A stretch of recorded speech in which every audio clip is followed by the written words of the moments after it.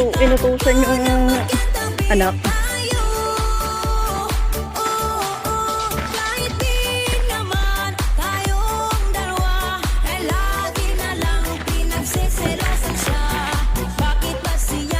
Marinig?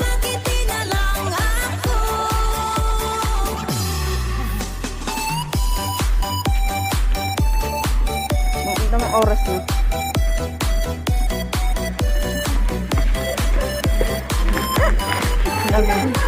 Ayan na siya.